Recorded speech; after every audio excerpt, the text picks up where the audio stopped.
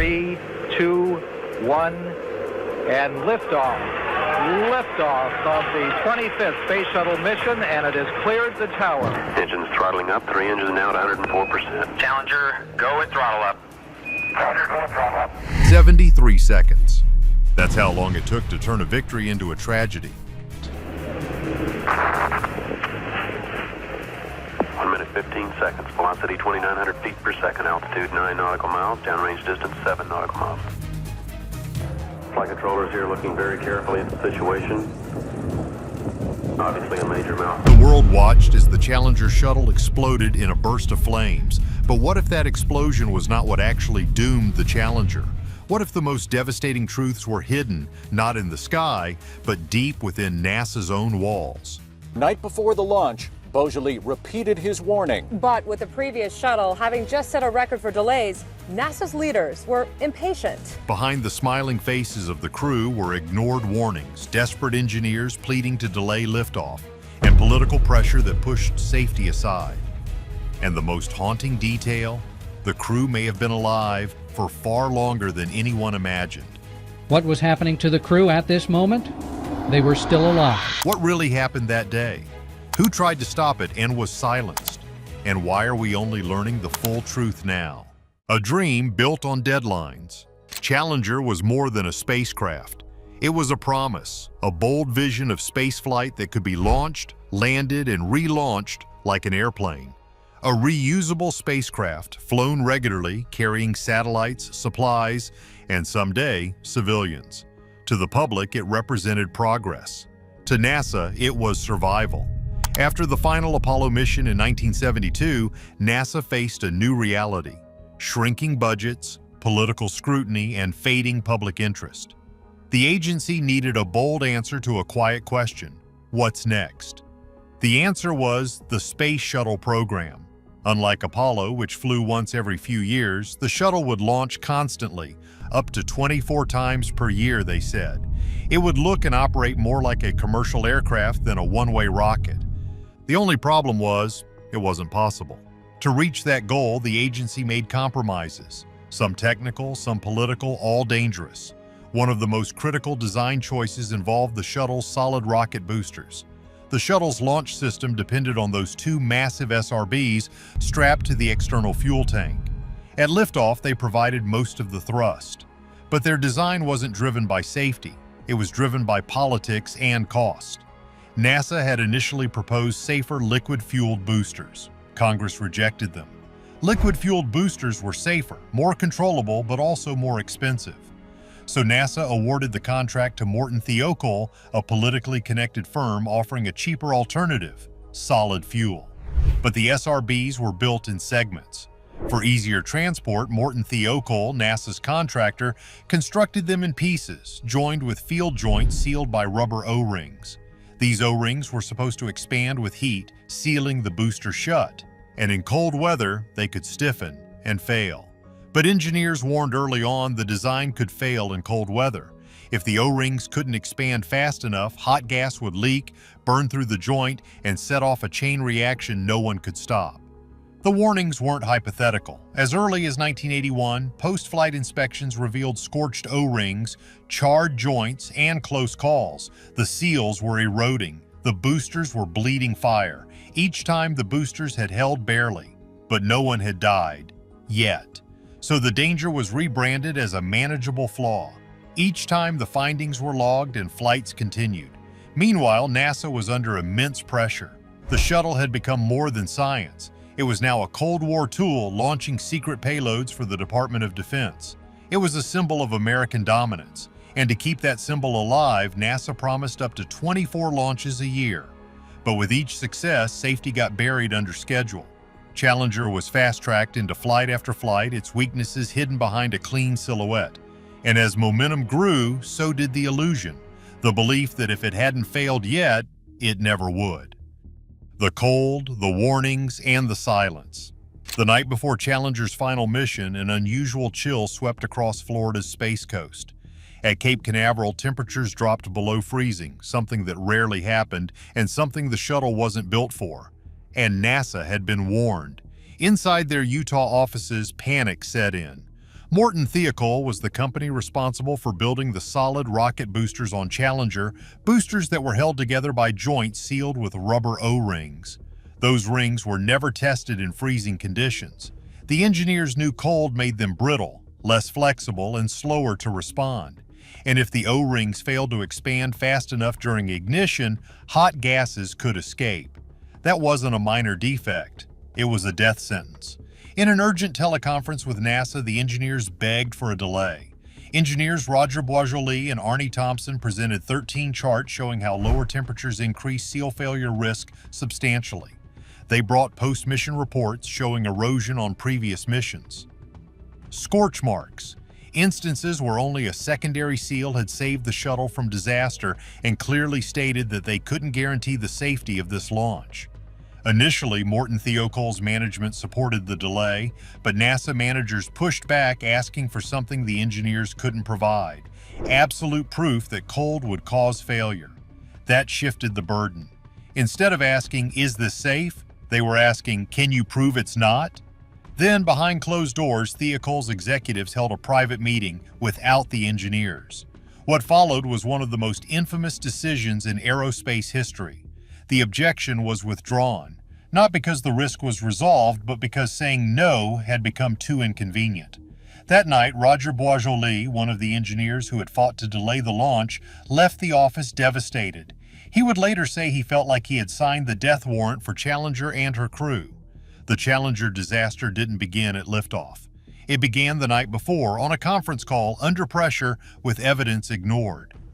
The launch, a failure in slow motion. The morning of the launch felt electric. Smiles stretched across the crew's faces.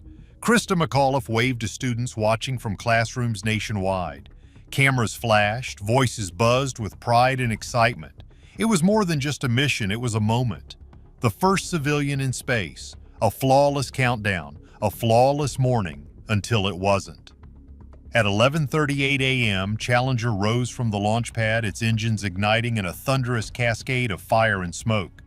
To the crowd gathered at Cape Canaveral and the millions watching at home, it looked flawless. Another proud leap into space. But within a single second of liftoff, the disaster had already begun. A puff of gray smoke drifted from the right solid rocket booster, barely visible, almost unnoticeable. But that faint wisp was not harmless steam. It was the first sign that the O-rings had failed.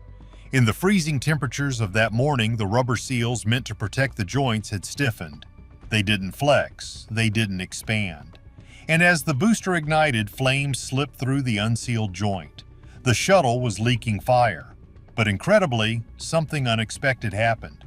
A small piece of charred insulation or solid debris, likely dislodged from inside the booster, became wedged in the gap. It formed a crude temporary plug, just enough to block the gas, just enough to buy time. For almost a full minute, this fragile patch of debris held back the pressure. No one saw it, no alarms went off, but the damage was already inside. At 45 seconds into flight, Challenger hit max Q, the point of maximum aerodynamic stress. The shuttle's engines throttled down, compensating for the intense pressure of speed meeting thick atmosphere. To observers, nothing seemed amiss. Radio signals were steady. The crew was calm. From the ground, it looked like a textbook ascent. But inside the booster, stress was building. Then, at 64 seconds, the luck ran out. The makeshift plug blew out. Flames erupted from the SRB joint, shooting sideways, aimed like a torch directly at the external fuel tank. Hydrogen and oxygen stored in vast pressurized compartments were now being exposed to a flame that was never supposed to be there. Within seconds, the right booster's fire had begun melting through the thin aluminum skin of the tank. At 73 seconds, the tank ruptured. It didn't explode in a Hollywood fireball, it crumpled. The shuttle disintegrated midair as its internal structure collapsed. A violent release of pressure, heat, and stress tore the orbiter apart.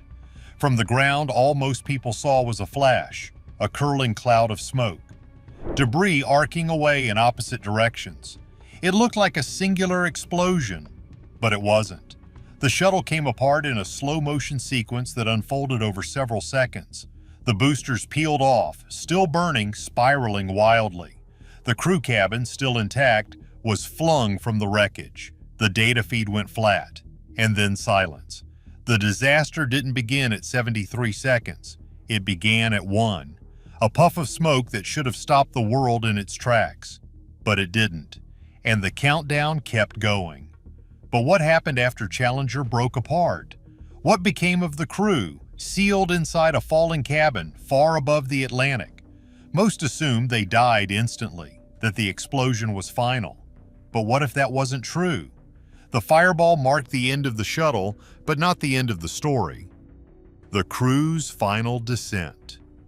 When Challenger tore apart in the sky, it looked like the end. A blinding bloom of smoke, a violent flash, debris falling from the heavens. To those watching from the ground, it seemed certain that no one could have survived. But the truth was far worse than anyone imagined. One piece of the shuttle held together, the forward cabin sealed like a capsule. The crew cabin didn't explode. It separated intact, still pressurized, still recognizable.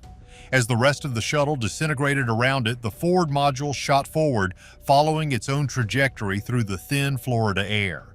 Inside were 7 astronauts. From nearly 65,000 feet, it began a descent that would last 2.5 minutes. The crew was still inside, and they were likely still alive. Not tumbling in chaos, the cabin maintained its shape. It arced, then descended, spinning and drifting in freefall. What the crew saw in those moments, no one can say for sure. But evidence recovered from the ocean floor told a story that stunned investigators.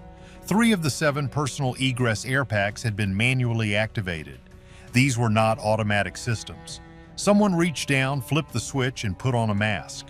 That meant at least some of the crew were alive, conscious, and aware. One of them was pilot Mike Smith. Investigators later discovered that several cockpit switches had been moved from their locked launch positions. These switches required force to operate. No explosion could have done that. Mike Smith had tried to respond, but there was nothing to respond with. There was no power. The lights inside the cabin had gone dark. The backup batteries were not designed for this scenario. There was no radio, no signal, no contact. The crew had no parachutes, no ejection seats. The shuttle was never built to escape itself. Worse, the air may have been vanishing. At 65,000 feet, a sudden rupture could cause depressurization. Hypoxia sets in fast, a creeping lack of oxygen that dims vision, weakens limbs, clouds the mind. It's possible some lost consciousness. It's also possible a few remained awake, aware, bracing for the impact they knew was coming. The final cause of death was not fire or explosion. It was velocity. The cabin struck the Atlantic Ocean at more than 200 miles per hour. The force of the impact obliterated the structure, leaving little doubt about survival. NASA withheld these details at first. Only after intense public scrutiny did the truth surface. The Challenger disaster was not instant or sudden, and it could have been avoided. Aftermath. What was buried? In the immediate aftermath, the world was told a story. Challenger exploded. The reason? A sudden tragic malfunction. It was a simple, believable explanation. But it wasn't true. There was no single detonation, no instant catastrophe. What tore Challenger apart was far slower and far more human. It was a chain reaction of neglect, denial, and silence. Engineers didn't just know what might happen. They predicted it. They tried to stop it. And then they watched it happen anyway. Inside NASA, the people who had issued warnings were now watching their worst fears unfold exactly as they'd described.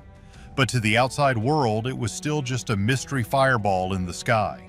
The Rogers Commission would eventually confirm the technical failure. But what it really exposed was a rot in the foundation.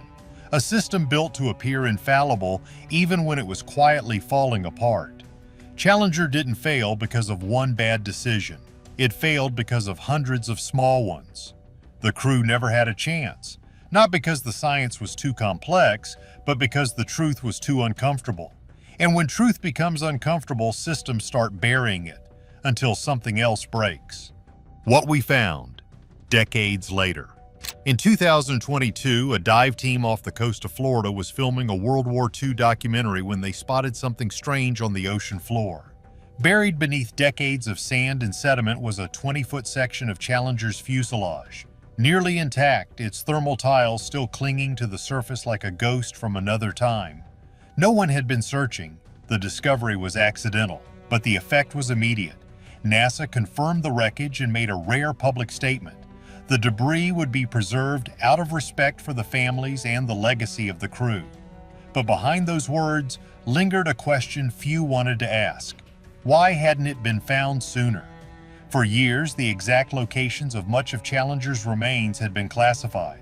Only select officials knew where they rested. Some pieces were retrieved, others quietly left undisturbed. Was it for privacy, or was it to avoid reopening a wound that had never truly healed? Even now, no one can say with certainty what else is still out there, what lies forgotten in the silence below. But the memory isn't gone. In 2024, a bronze statue of Krista McAuliffe was unveiled in New Hampshire.